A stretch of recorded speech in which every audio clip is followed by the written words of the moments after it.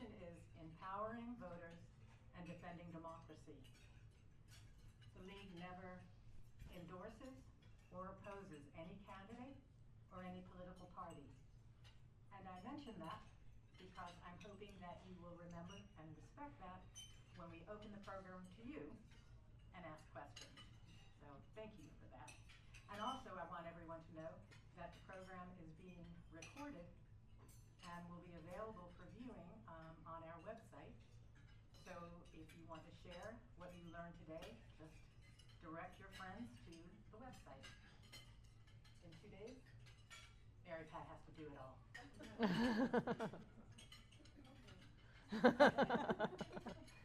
Today's topic concerns a concept that has been central to the preservation of democracy in the United States, freedom of the press.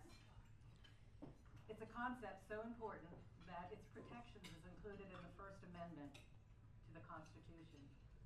The press serves as the fourth estate, a watchdog entity of government that keeps the public informed and holds government and other powerful institutions accountable for their actions.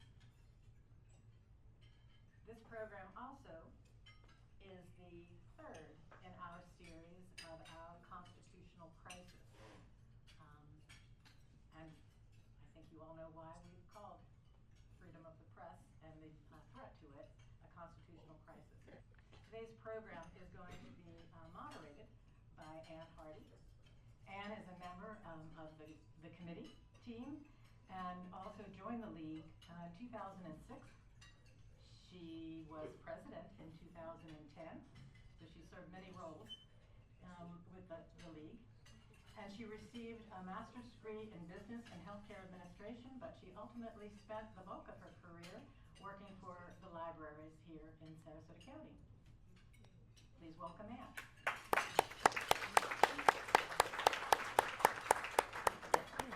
Thank you, Rhonda. Discussing freedom of the press with me today is Emily Lacaze. Emily is Suncoast Searchlight's executive editor-in-chief and oversees the newsroom's editorial strategy and day-to-day operations. Emily comes to Suncoast Searchlight from USA Today, where she spent 5 years as an investigative reporter and editor, producing and overseeing some of the news organization's most ambitious work. Prior to USA Today, Emily led Gatehouse Media's national data and investigations team, which publishes its work throughout the country. She also previously served as deputy investigations editor of the Sarasota Herald Tribune, where she was part of the award-winning Bias on the Bench series. Her work over the years has won multiple awards, including the Robert F.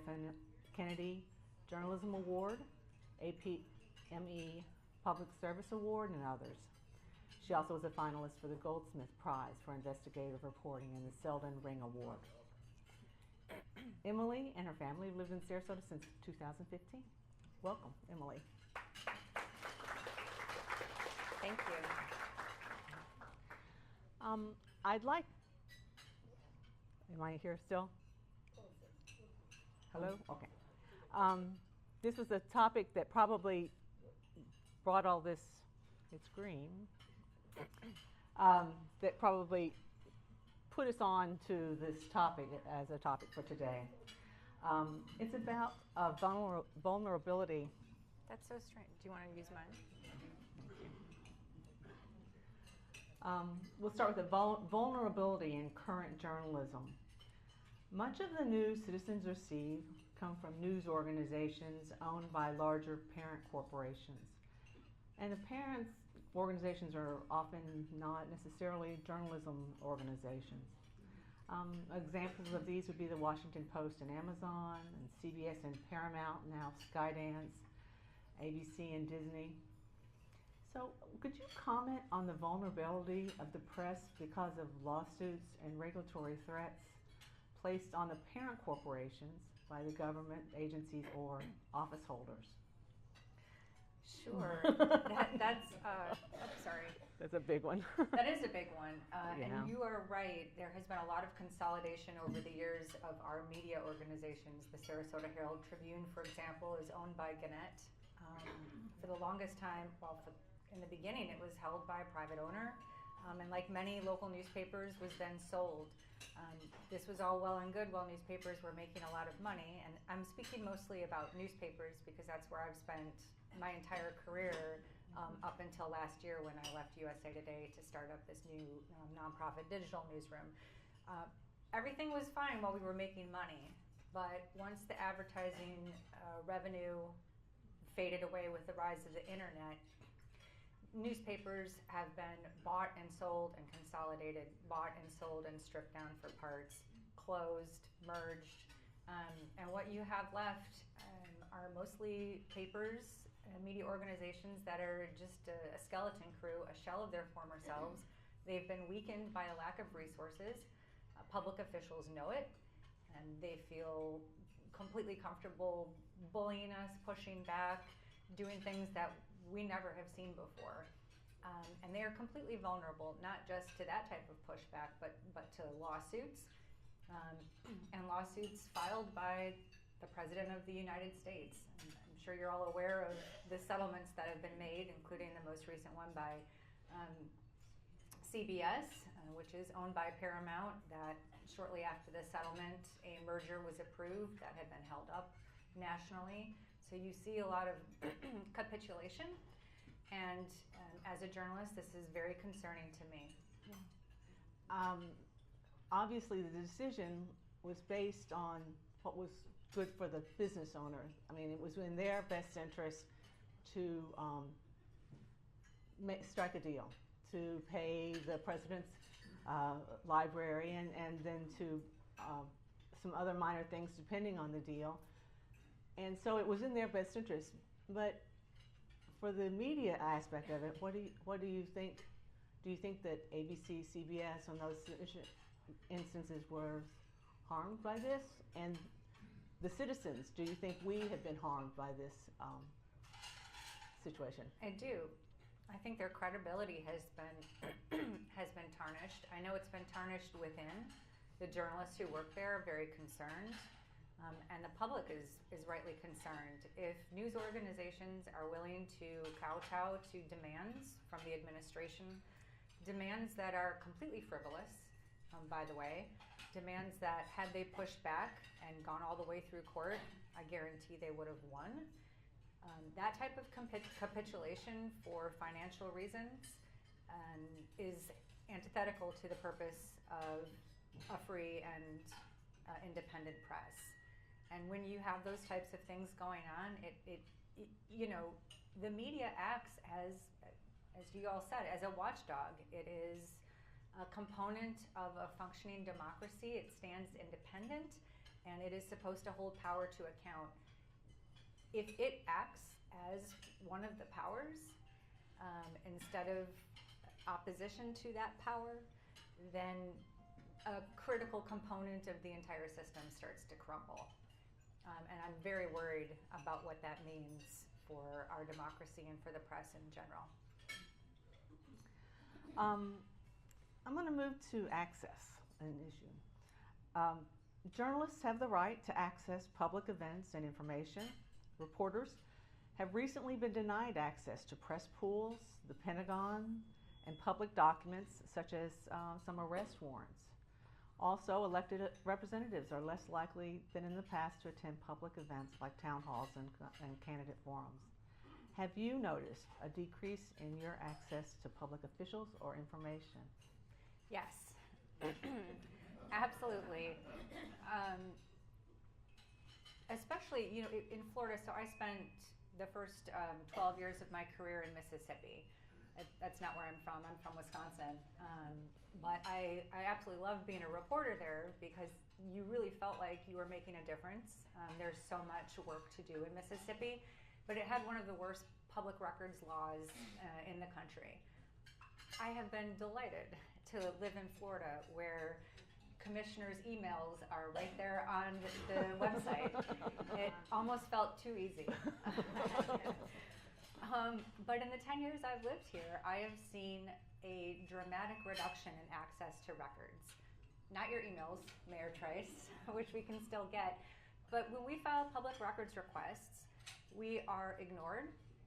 or we are charged exorbitant fees for records that I know don't cost $26,000 to research and produce. They're charging these amounts as a deterrent to reporters in organizations that have been weakened. Whereas once these news organizations had robust legal teams and the clout to push back on denials and exorbitant records fees, these skeleton crews are weakened and most often will just go away, which is exactly the point. If you ignore, if you delay, if you charge these fees, if you make it complicated, if we request records that we know exist in a database where they can export a spreadsheet, they will do it in handwritten PDFs, right? It makes it incredibly difficult for us to analyze data when we then have to take something that is in a really complicated format and convert it into a format that makes sense for us. These are just some of the tactics that they use to deny us information, and we see that so much. Literally in just the 10 years that I've been here, it has become very challenging. And I think these agencies take a cue. They take a cue from the president, they take a cue from the governor, and it has filtered all the way down into what used to be very basic processes are now battles. And that also includes access to public officials.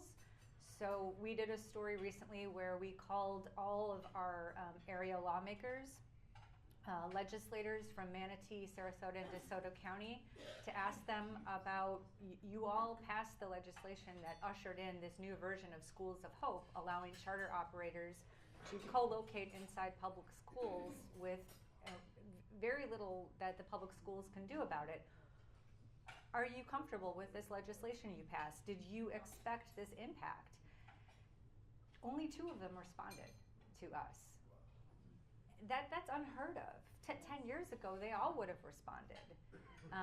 Several of them didn't even get back to us. A few of them at least said, I'm sorry, we can't make your deadline, even though we gave them a week.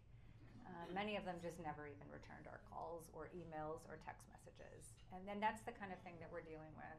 It is very difficult for us to do our job. We're still doing it. We're finding ways to do it, but they're not playing ball. Yeah. Is there anything else that either you or citizens can do about this? Well, I mean, journalists don't have special access to any of this stuff. That we're using public records laws, not media records laws. These are records that the public has access to. I don't think enough members of the public exercise their rights to seek public information, and I think if everyday citizens were filing public records requests just out of their own curiosity and attending public meetings, it would be a lot harder for these officials to push back on us. They're pushing back on us as members of the media because there's not many of us. But if all of you were doing these things as well, it would get very difficult for them to systemically deny you and you and you and you and their grandma and their aunt and uncle. I think everybody needs to exercise their freedoms, or they will be taken away from all of us. I don't know if you can answer this, but the Secretary of Defense has declared that the press must obtain pre-approval from his department before releasing even unclassified information. I just wondered, do you have a comment about that, or? I don't think I could swear in this polite company. I can? It's bullshit. No, and I'm glad that most of the media organizations refused, including Fox News, which really said something about the overreach of that policy. Journalists are not under the employment of these agencies. We do not have to follow their rules. Their employees have to follow their rules. We are not their PR teams. We are independent members of the press. And we have to have the ability to do our job. And we do sometimes receive information that is not intended for the public. And when we get that kind of information, we as journalists have to act responsibly and ethically, and there have been times that even we at Suncoast Searchlight have received information that we've decided not to move forward with because it involves minors, for example, or it could harm something. And we make those decisions all the time. And if the Department of Defense can't trust these members of the media as the professionals that they are to work with them and make these decisions that are ultimately responsible, then something has truly been broken. And so, I think it's another step in the attempt to control the narrative, control the media, just as this administration is trying to control universities and control law firms. And someone needs to stand up and say no. And so I'm really glad that most of the press did stand up to that. Across the nation, we've been going through what has been called a crisis in local news. Between late 2019 and June 2022, more than 360 newspapers closed, and that trend has continued since then. Could you discuss the challenges facing many community newspapers and how this decline is affecting communities across the United States? Yeah. So, and I apologize if I'm telling you all things that you know, but so newspapers for the longest time were rolling in dough from ad revenues. Subscriber fees were just a fraction of the revenue. The bulk of it came from Sunday advertisements, those glossy real estate ads, car ads, furniture ads, our classified section. With the internet, all of that went poof. Craigslist killed our classifieds ads. Zillow took the place of real estate ads.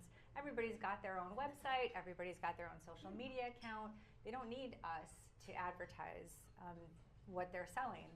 And so that has gutted our ability to fund the things that we used to enjoy, like a robust news operation where there was a reporter for every beat.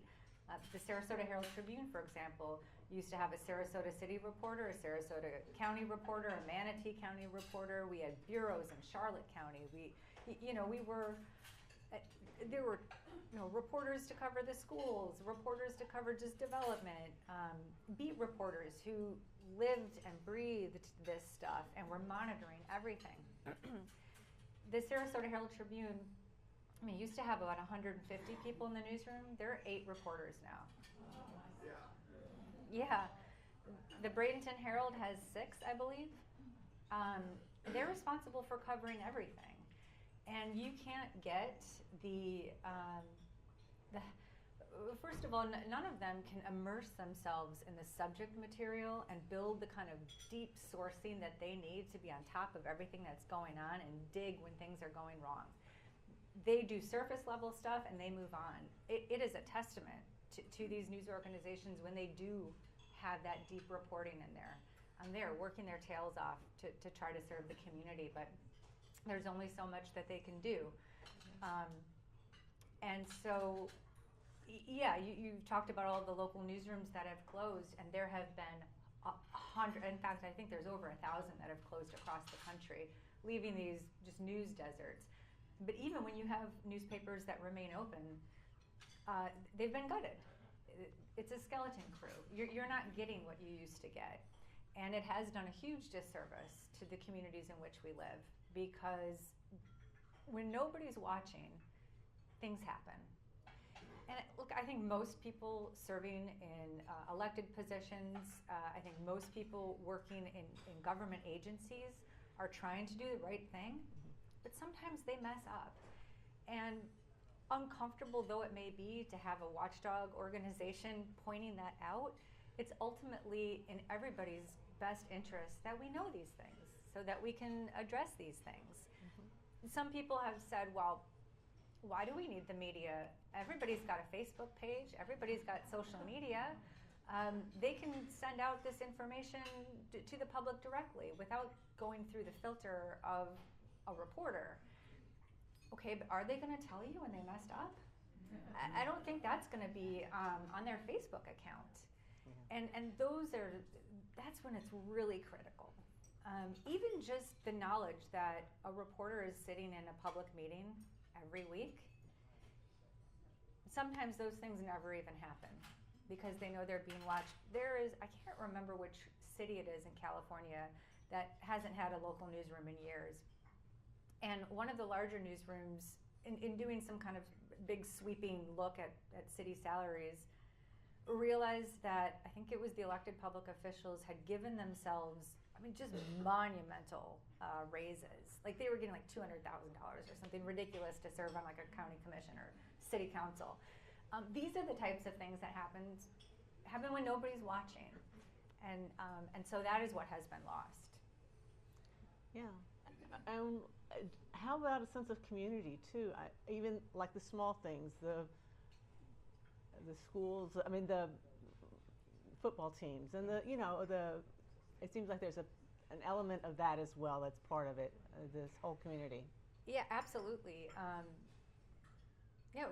Who's covering the cute parades and the festivals? When you would cut out a picture of your niece or nephew that was in the newspaper and hang it on the fridge where it could yellow over the years, right. As my grandmother did. That has been lost. We don't have that shared narrative anymore. We don't have that place of community conversation that newspapers used to serve and are still trying to serve.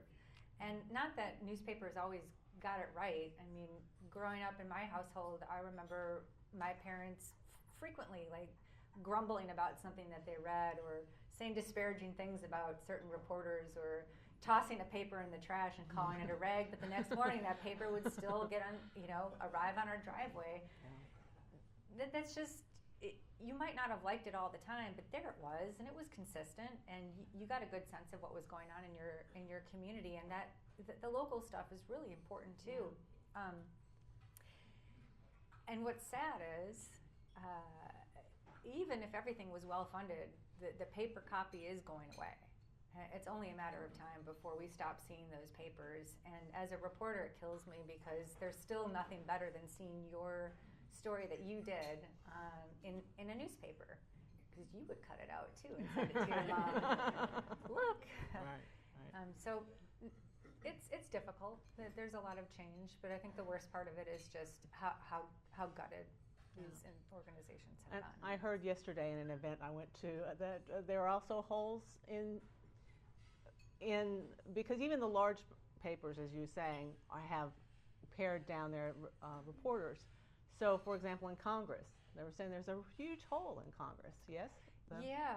So Ann and I yesterday were at an event where I interviewed Dean Baquet, the former executive editor of the New York Times, about the changes that he's seen over the years in the news industry, and he mentioned that 30 years ago, every paper of a certain size had a dedicated reporter in Congress to monitor what their congressional members were doing. We don't have that anymore. There's nobody from our area up in Washington reporting on what Vern Buchanan and Greg Stubbe are doing. So we don't know unless we read it in the Washington Post, or something sort of just falls out and we all see it. Those services have been lost too. And again, it might not have been compelling content. That might have been something that you glanced over on your way to the sports section, but at least it was there. At least you knew somebody was watching, and if it was really important, somebody would tell you. And yeah, that's all gone. We all used to have people up at the Tallahassee Bureau too. It's gone. In a recent report by the Reuters Institute, 54% of Americans stated that they got their news from social media, and you referred to this a little bit. Traditional journalism is in many ways being replaced by commentators, influencers, and AI. How does social media influence the news people receive? Can I just pause here to say I am sorry that this is so depressing. It is. I love what I do, and I think there's a lot of hope in journalism. But we're in kind of a sad state. So yeah, most people do. Very few people actually go www.heraldtribune.com to go see what's on the website that day, or have that app. Most people do consume news, especially the younger generation. Whatever floats across their social media feed, whether it comes from a legitimate source or some AI bot or someone from a foreign country trying to meddle in our society. It's just all of it seems to be on an equal level. And so that's been very difficult, not just for us as a news industry, but I think for all of us as members of a society. For the longest time, we all sort of had a shared narrative, and we all recognized a legitimate source of information from something that maybe you wanted to do a little background research on before you took it at face value. And probably most of you still have a good sense of what's what, but I worry about my kids who are 19 and 12 and are getting information, not that they're looking at news online, but will come up to me and say, like, oh my God, look at what just happened, and they'll show me some video, and it's like, that's AI. That didn't happen. That's not even real. It's critical that we confront this head on, that media literacy is taught in our schools, that we talk to our children, our friends, our neighbors, our parents about how to be good media consumers. But it's completely divided us, and obviously algorithms are serving up content that it already knows you want to interact with, and so most of us are living in echo chambers and don't necessarily know that there's a completely different set of thoughts and ideas out there, and it's made it really hard for us as the media to counter some of those narratives, especially with the refrain of fake news and enemy of the people. And if I tell certain people that, well, that's really interesting, but I don't think that's true because the New York Times just did a story that shows the New York Times. I don't trust the New York Times. There's a lot of things right now that have made it difficult for us and harmful for all of us. We really seeded our platform. For the longest time, we were the place that people went for everything. And all of that now has been scattered to the wind. In fact, we rely on those other platforms to share our work. We're at the mercy of Google, of Facebook, of TikTok. A really interesting thing, when I was at USA Today, they assembled this team called the Trending Team that was constantly looking online to see what people were Googling for, right? Google Trends is a thing, and you could see what people Googled. And then they would write stories that hit those key search terms. It was a way to boost our traffic numbers and answer some common questions online. And you can debate whether that's a good investment of reporters' times, but it does help page views, which then helps ad revenue from digital ads. So that was a thing. Google AI came out. Now nobody clicks those stories anymore because Google AI reads those stories and gives them summaries. Those page views have plummeted. It's thrown the whole business model into disarray, and that's just the latest iteration of a problem we've been facing for years. Facebook did it too. They downplayed Facebook posts from media organizations, so that killed a lot of our traffic. And we're at the mercy of these other platforms to spread our message, and we're competing with people who are not adhering to ethical principles all the time and making sure that they're accurate and correcting themselves when they made mistakes. So I could just go on. Well, is there anything that you can do that traditional media is doing to address this, or do you foresee something in the future?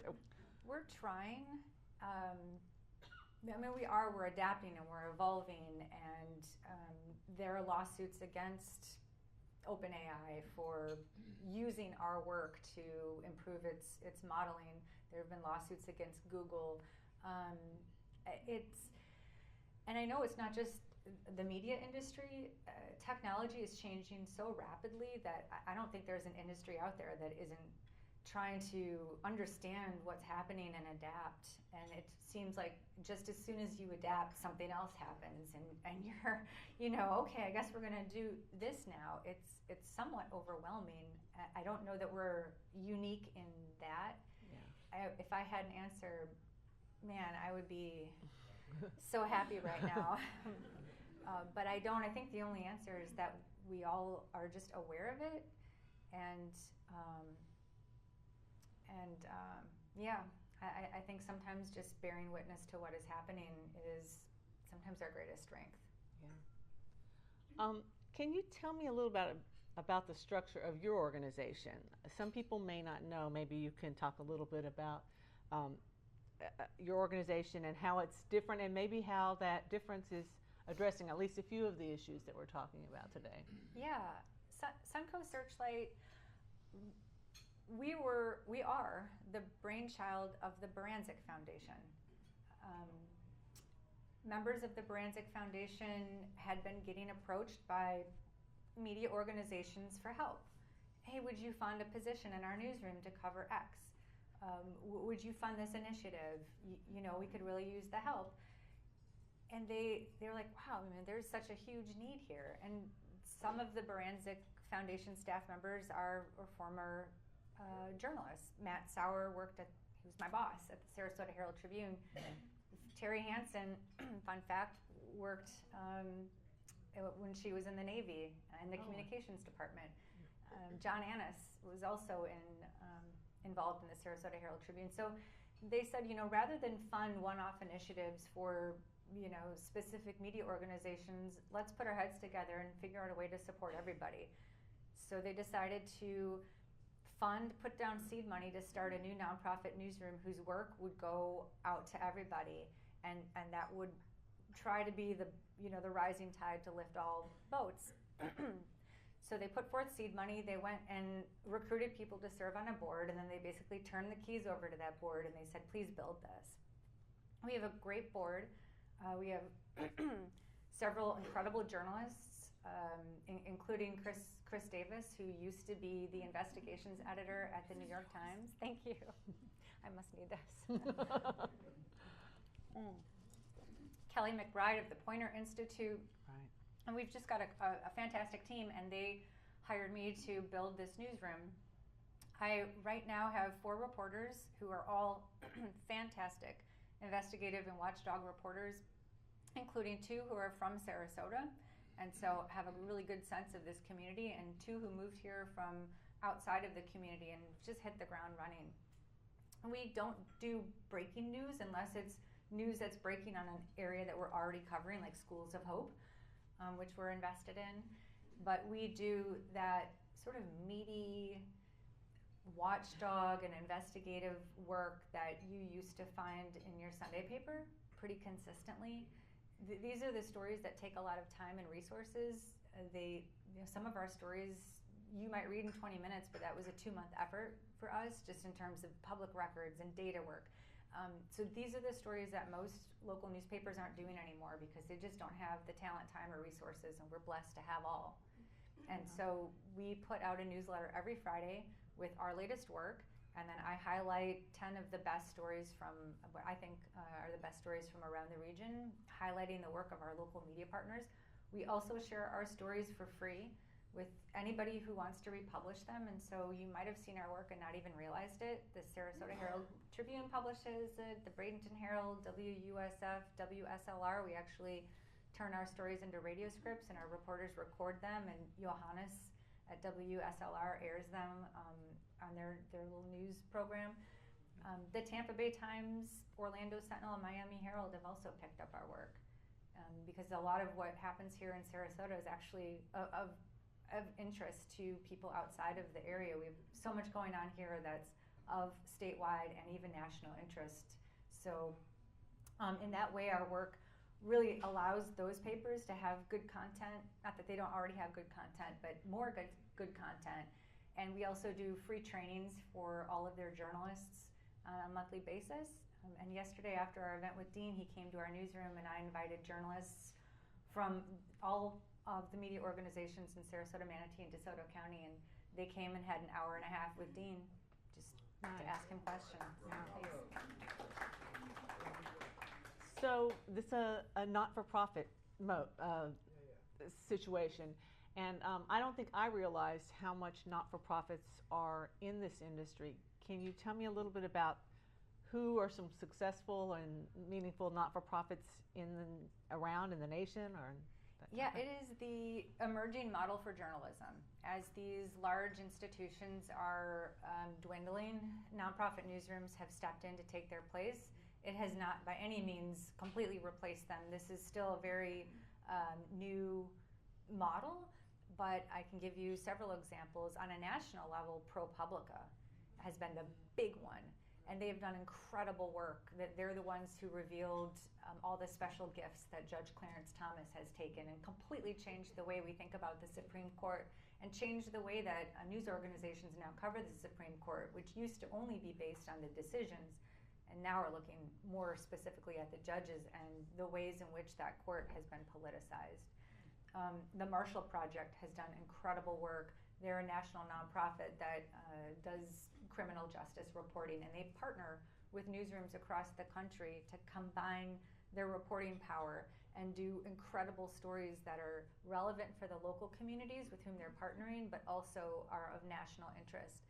And then locally, you've got Mississippi Today, for example, that started 10 years ago and has grown into just a powerhouse. They won the Pulitzer a couple years ago from exposing the welfare fraud that involved Brett Favre. I don't know if any of you had heard about that.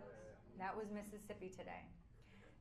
After they won that Pulitzer, former Governor Phil Bryant sued them, which is an important thing to note. These lawsuits against media organizations, and I will get back to more successful nonprofit newsrooms, but these lawsuits against media organizations are a way in which powerful interests have attempted to silence us. That lawsuit against Mississippi Today, and Dean Baquet works with that newsroom pretty extensively. He said they've spent over 7 figures fighting that. And that's something that if they did not have very wealthy supporters, would have completely killed them. Would have knocked out a newsroom that won a Pulitzer and did fantastic work. And you see that happening across the country. These lawsuits against these small fledgling nonprofits that can just sink them before they even get off the ground. It's something we're very worried about. We have a media perils policy. We pay $7,000 a year to have this policy in place in case we get sued. And every time we do a story that's holding someone accountable, we're doing all of our due diligence, but there's always a risk. Nothing stops somebody from filing a lawsuit, even if it's frivolous, and then just running your budget down.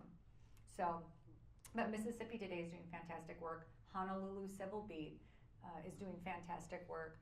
Flatwater Free Press is doing fantastic work. The Vermont Digger, fantastic work. So you're seeing these nonprofit newsrooms pop up, and a lot of them have a similar model to ours. They publish their stories on their website, and they also make them available to anybody else to republish. And it's got a dual purpose. It gets those stories out to more eyeballs, and it also helps anybody who's republishing them have that content too. I'm a little concerned about the sustainability. I mean, Sarasota is a rich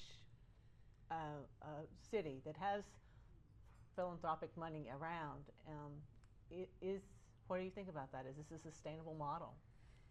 It can be a sustainable model, and certainly the newsrooms that I've mentioned have been sustained by wealthy benefactors as well as grants. A lot of them do get grants, and there are some foundations out there that specialize in granting money for media organizations. The Knight Foundation is one of them. Arnold Foundation is one of them. But yeah, it worries me too.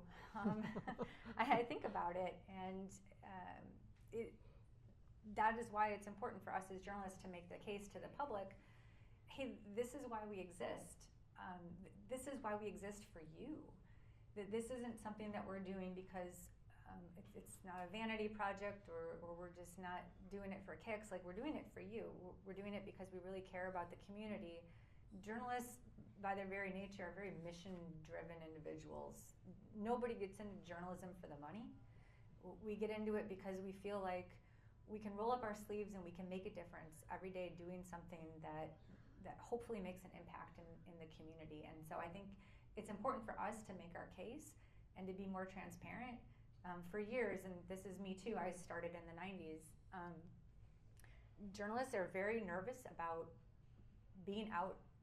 Not that we're nervous about being out in public, we're out in public all the time, but we're not obvious. We like to blend in and hide behind our notebook, and the only thing you see of us is our byline on the top of a story. But those days are over. I think we have to be transparent with the public about who we are and what we're doing. Dean made some great points to us in the newsroom yesterday. He said, you know, why don't you guys tell the public what goes into your reporting? If you're working on something and you're struggling, I'll give you a great example. A week or two ago, we published the plan from Sarasota County Schools, their strategic plan about Schools of Hope, how they were going to restructure their schools in an attempt to reduce those empty seats that Schools of Hope charters could take. We requested a copy of that plan, and we were denied. No, the superintendent wants to present that plan himself on Tuesday, but it's a public record. And so we worked with Michael Barfield with the Florida Center for Government Accountability, and he helped us push back and basically threaten to sue and file an injunction in court immediately to get that report out. And so we were able to obtain that report that we then, and Dr. Connor very nicely, a gracious man, got on a call with us and didn't interview with us, but asked us if we could please hold it until he had a chance to present it on Tuesday. And a big part of me wanted to say yes, because I like the guy. But it's my responsibility as a journalist to present the information when we have it, and not to hold information that's necessary for the public to have access to and to make sense of without a really good reason for why this information should be held any longer. And so we went ahead and published that story. There's a line in that story that mentions Dr. Connor asking us to hold it and us deciding to go forward with it. But Dean said, why don't you get more into that? I think the public might be interested to know some of these behind the scene things that you're doing to get the information out. And so we are talking about, well, maybe we should bake that into our process a little bit more. But these are the things I think journalists need to do to make the case. If people are going to contribute to us financially, I think they have to understand a little bit more about what we do, how we do it, why we do it. Yeah. So hopefully this is a good first step. Yeah, yeah. I have some more things, but I know this group likes to ask questions. So I'm going to, I guess Mary Pat's got a mic. And if people have questions, now please make sure you do have a question. You're not just stating things. So, yeah.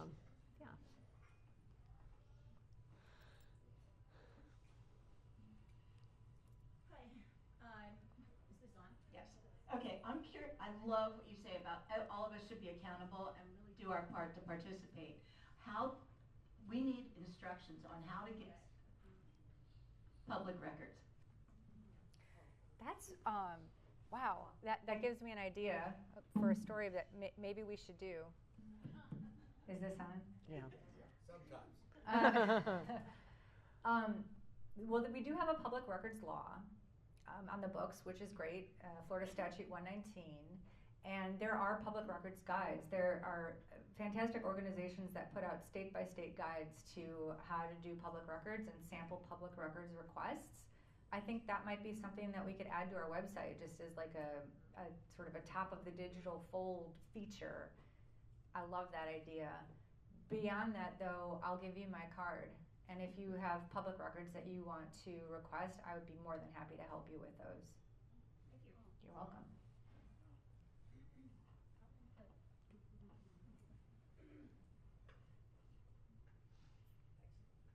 Knowing that this is kind of off again, on again, I think I'll just ask the question loud enough so everybody can hear it. No. I just went to your website. No, you need the microphone.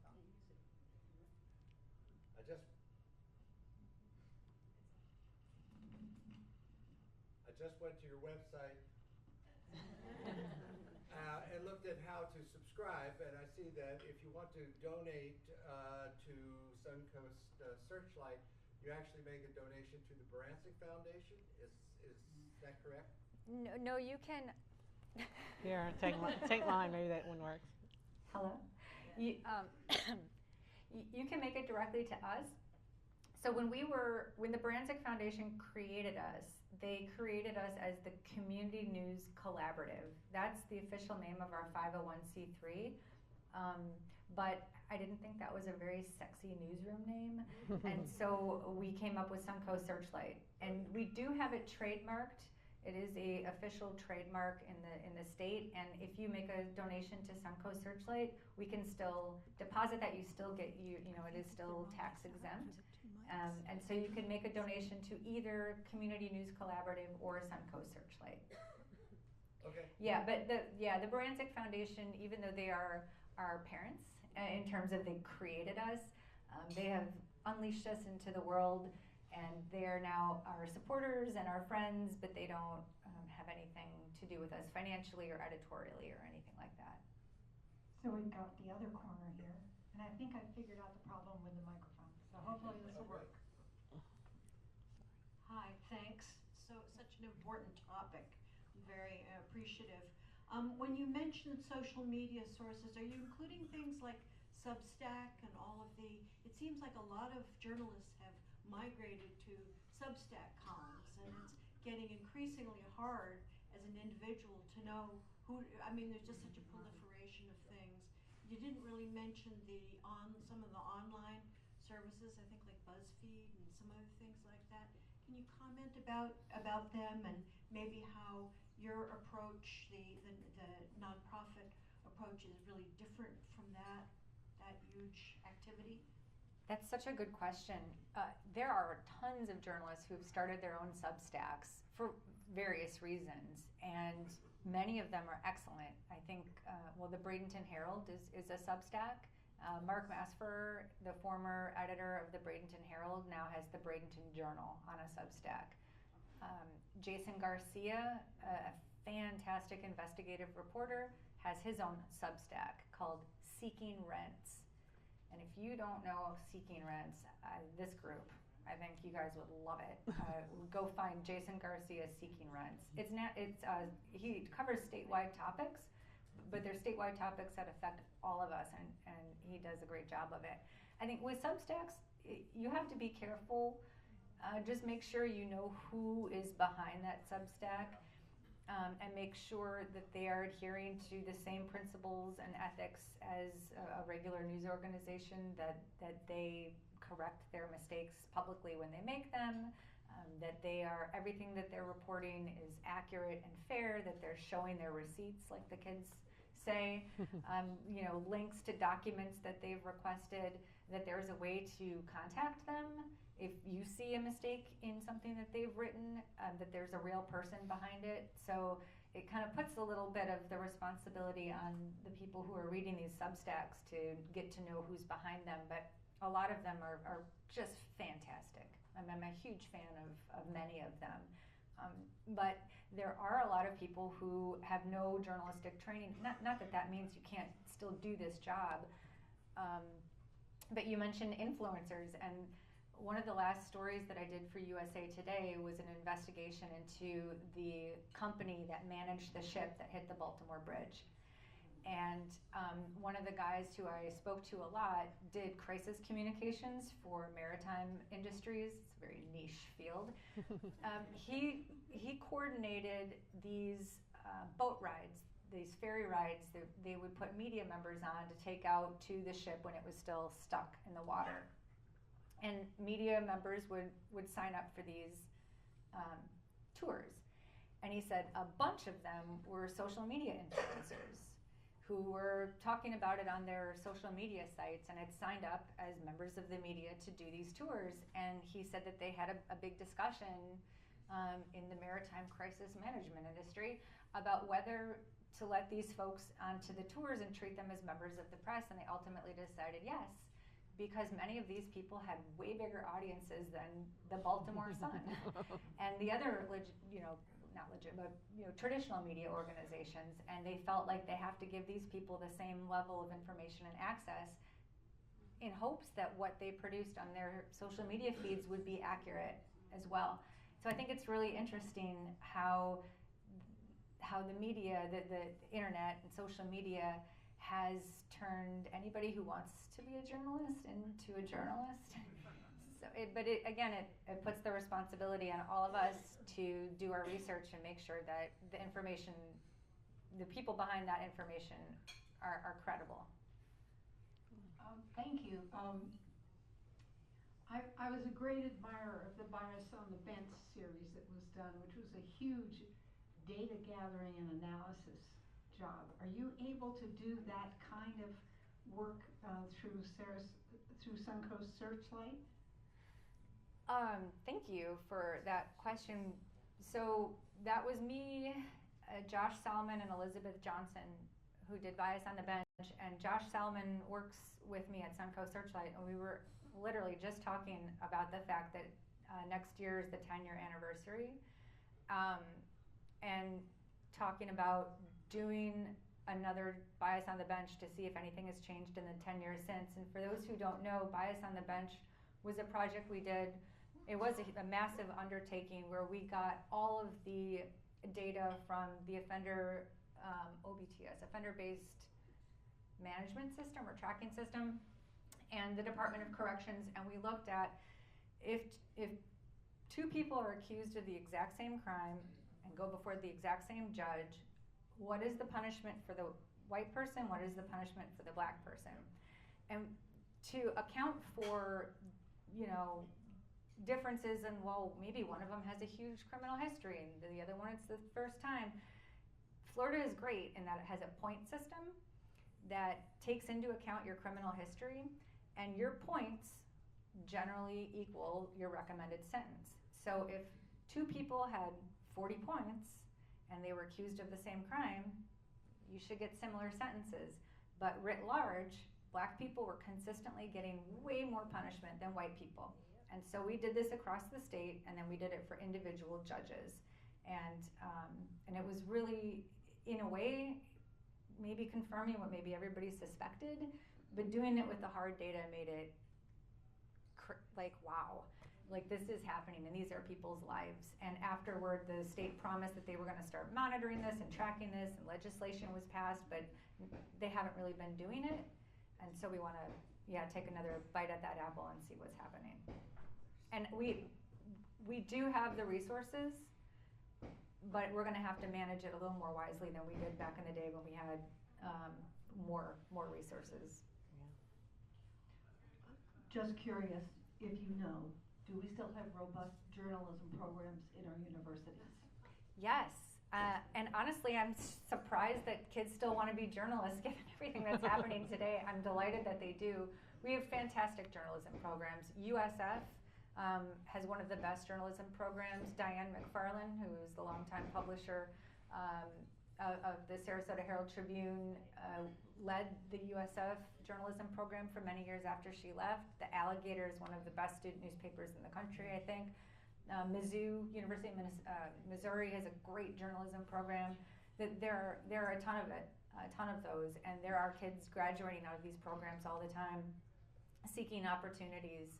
I have no idea what they must deal with. When I graduated from school, I mean, there was, you go through the pipeline. You work at a tiny little newspaper, and then you go to the next level, and if you're lucky, you get to a national paper, but you're really happy if you even get to a large metro, and then that's where you stay your career. These kids are, it's not the same. There's not as many opportunities, but there's tons of fantastic schools. Yes. So, Diane McFarland's going to be at our holiday lunch in December. Yeah. So, you might want to attend.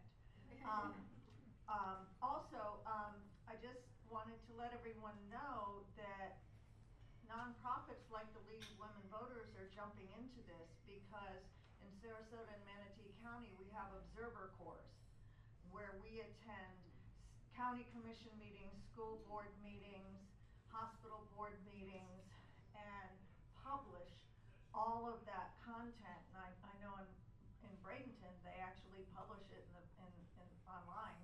The Bradenton Herald does. So if you're interested in getting involved in the Observer Corps, we need those folks because we're out there observing. And then it was interesting in 2024 because we did, how many? 7 candidate forums that were covered by the media, because the media didn't, to do a candidate forum takes hours and hours and hours and hours and hours of planning. And we were the primary organization doing candidate forums in Sarasota County, and all of those got covered by the media.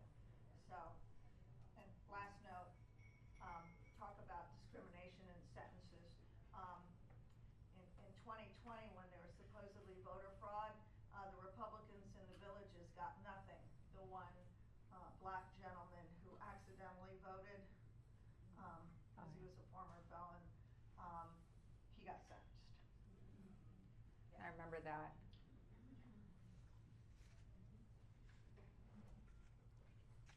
Anything? Well, I had a question back when you were talking about the local newspapers and the downsizing of staff, and I was glad that you mentioned that the stories seem to be more surface, because that's something that I know when I read an article in the Herald Tribune or the Observer or whatever it is, it seems like I'm always left with more questions than I have answers.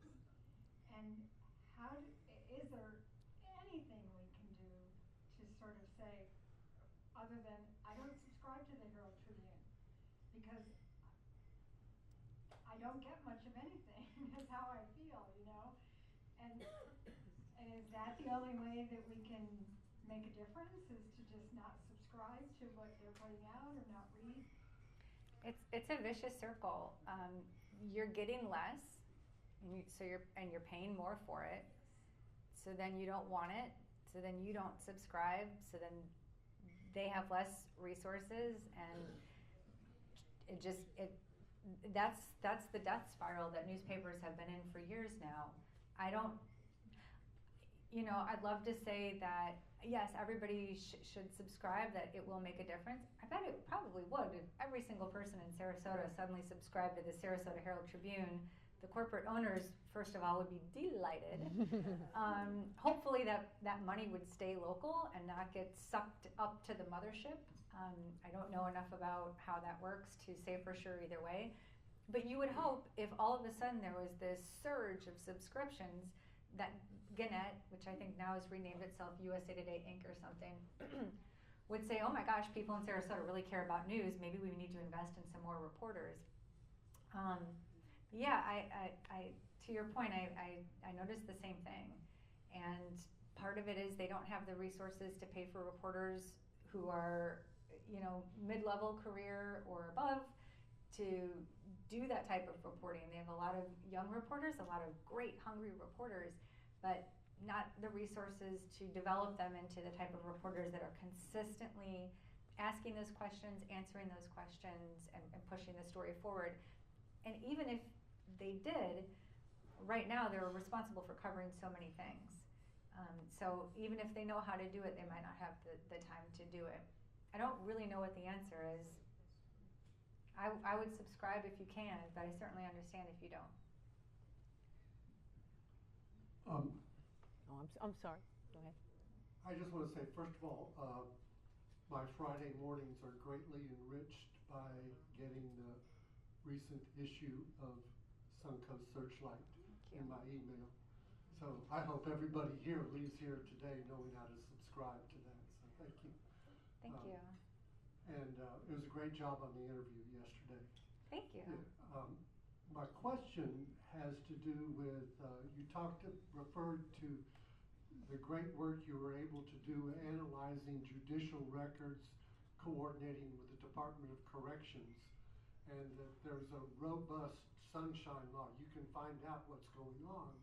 So my question has to do with the current administration of ICE and its cooperation with the state of Florida and the Sarasota County Sheriff's Department. Can you find out what's going on? Can you find out who's being detained here in Sarasota County? And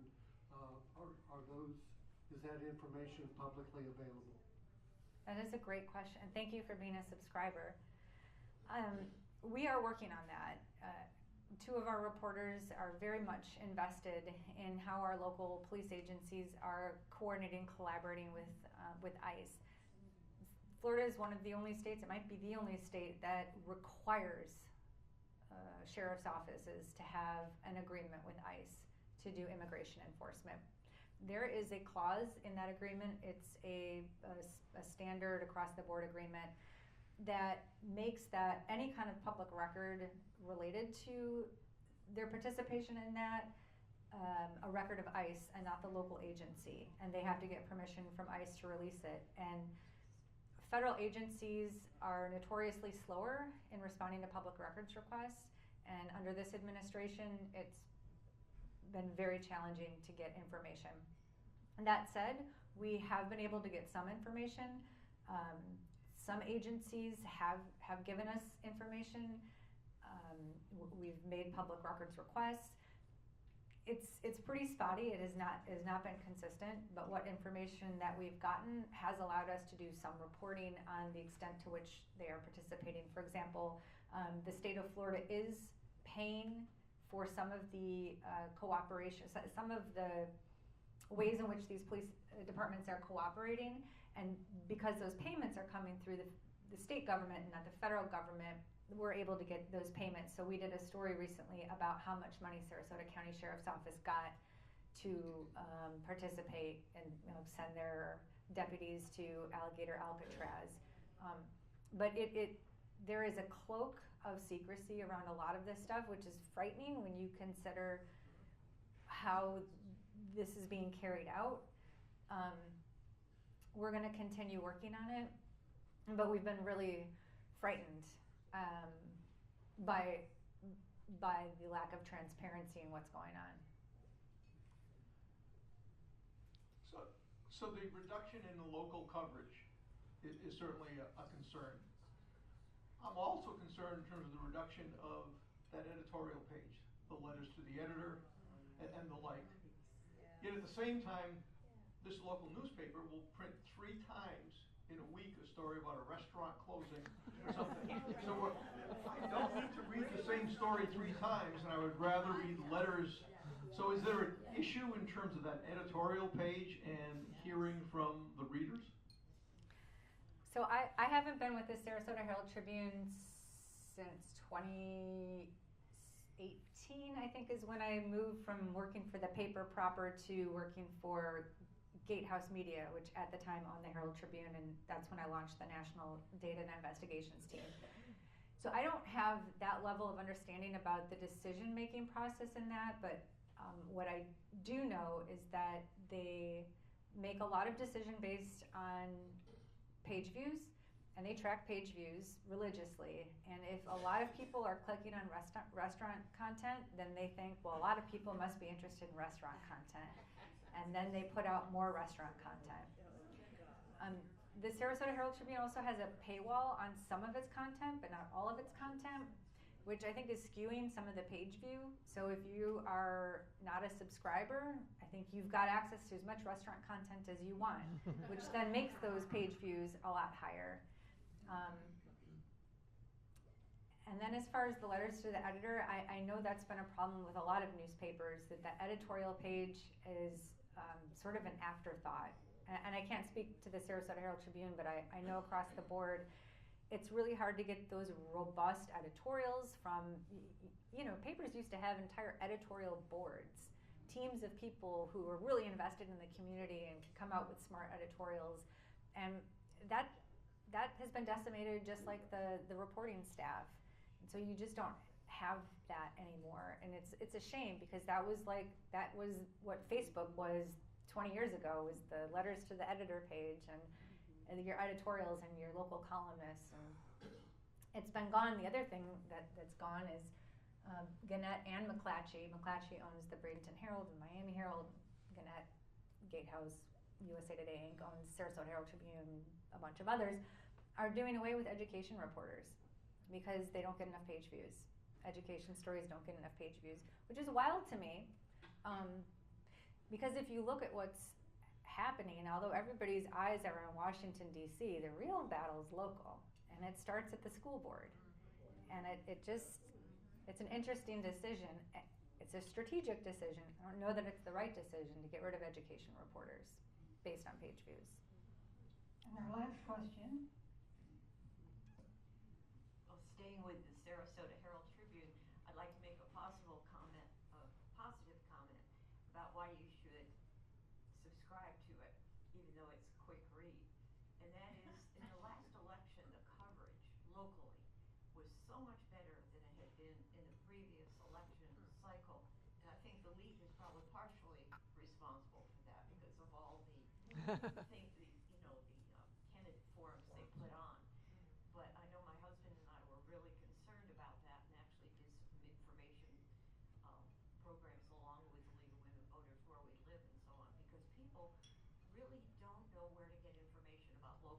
elections. The Herald Tribune did a good job, and they've also been doing a much better job with covering the school board, the hospital board, because I think where we're gonna make a difference is locally, and if we're not informed, we can't be. Absolutely right. Thank you. And I'm gonna turn this over to Rhonda if I don't step on everybody's foot. I think I've got. Please join me in thanking Emily.